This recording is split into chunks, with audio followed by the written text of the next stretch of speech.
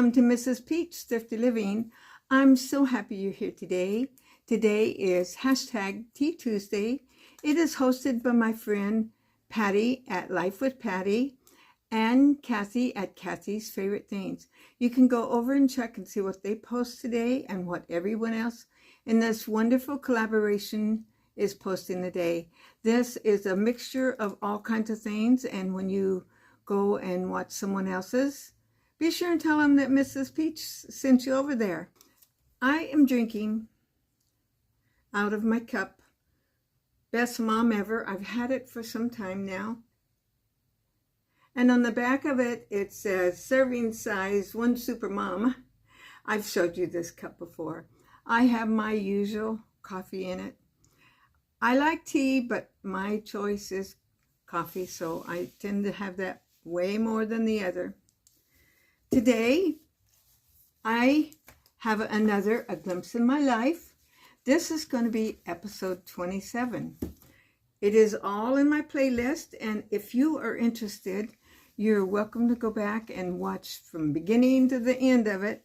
And if you do that, you'll know a lot about me. This is my life story. So I hope you enjoy that, and I'm ready to start here. Like I've told you before, it's getting harder and harder to write these because after I got here, my life just settled into this one house. Used to, I had a little marker of where I lived to remember what happened during that time, but I don't have quite that kind of markers. So what I have for you, it might not be in the exact order that it actually happened, but it happened.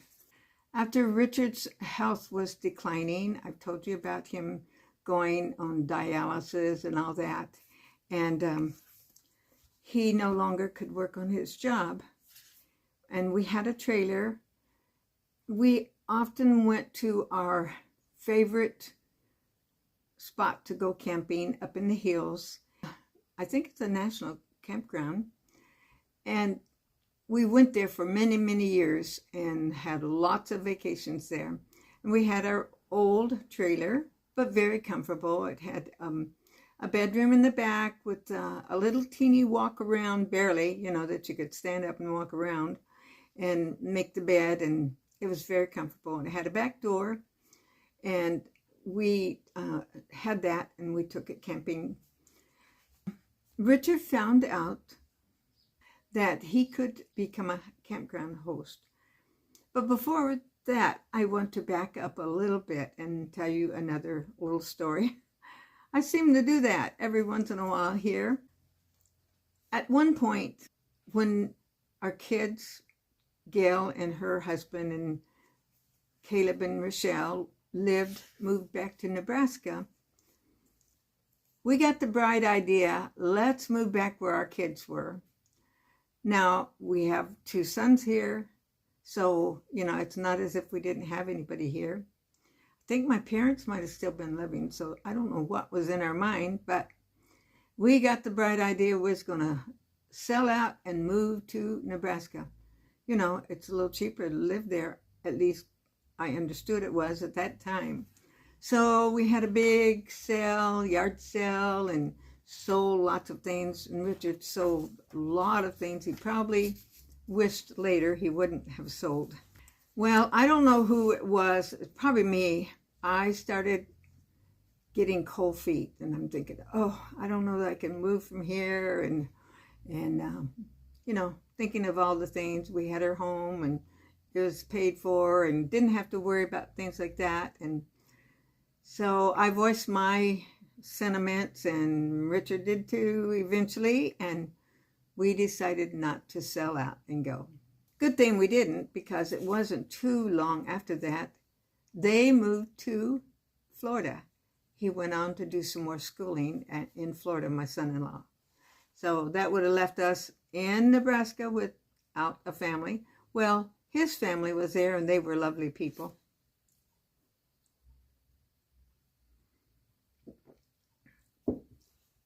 But I needed to be around my kids, at least some of them. In the meantime, you know, our son here was busy with his family. They worked, and him and his wife both worked, and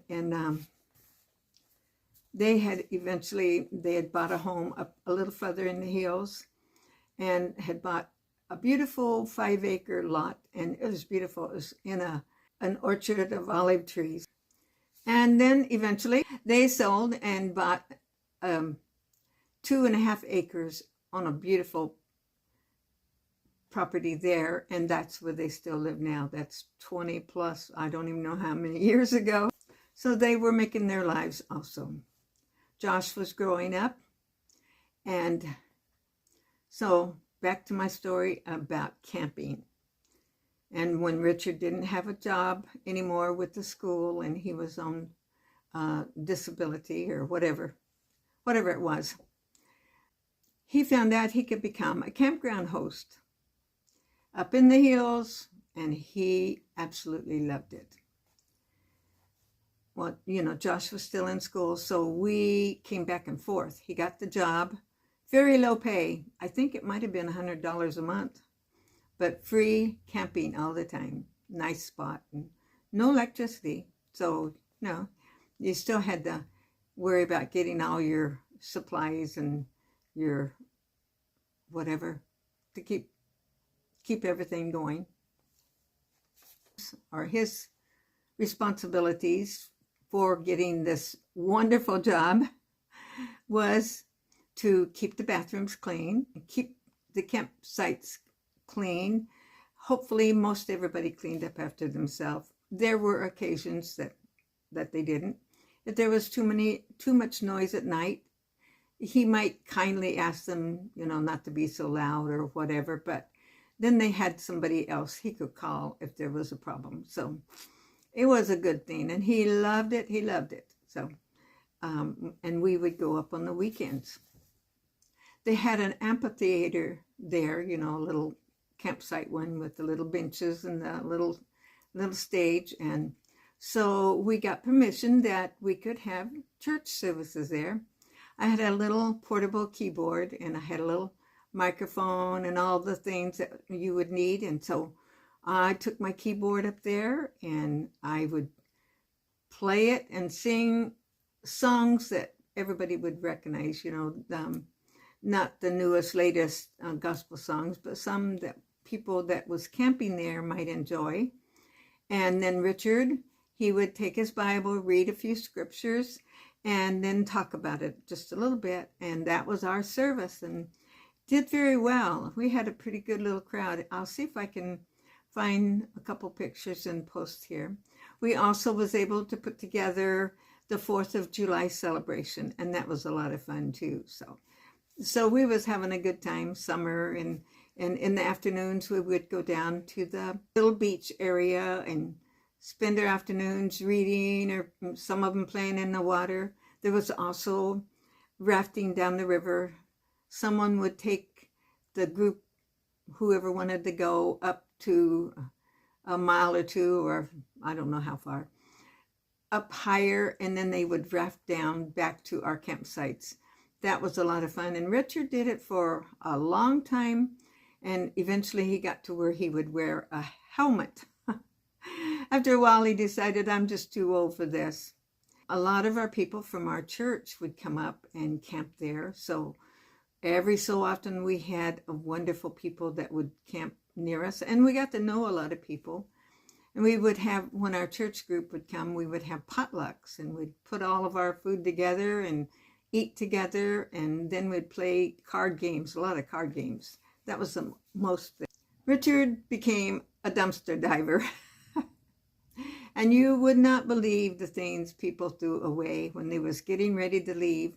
If a bolt come undone from their lawn chair or whatever, they would throw it in the trash. And Richard would retrieve it, get it out, and thank the Lord for soap and water. And many of those things, he was able to keep some, give some away.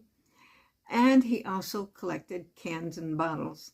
And every time he would come home, which he did occasionally, he would bring a whole load of cans and bottles, all in their garbage gray bags or black bags.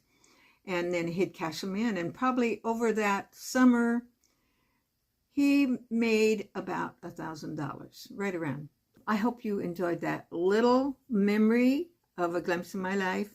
This was not just one summer, it was several, and different people would come up and we'd just have such a wonderful time. Thank you for joining me today. Glimpse of my life, and enjoyed hashtag Tea Tuesday. Go check what everyone else has posted, and I'll look forward to seeing you next time. I pray God blesses you. Remember, Jesus loves you no matter where you are, and he knows where you are, and he just loves you right where you are. Just call on his name. He'll take care of you. He'll be with you every step of the way if you just ask him. That's what he wants. God bless you.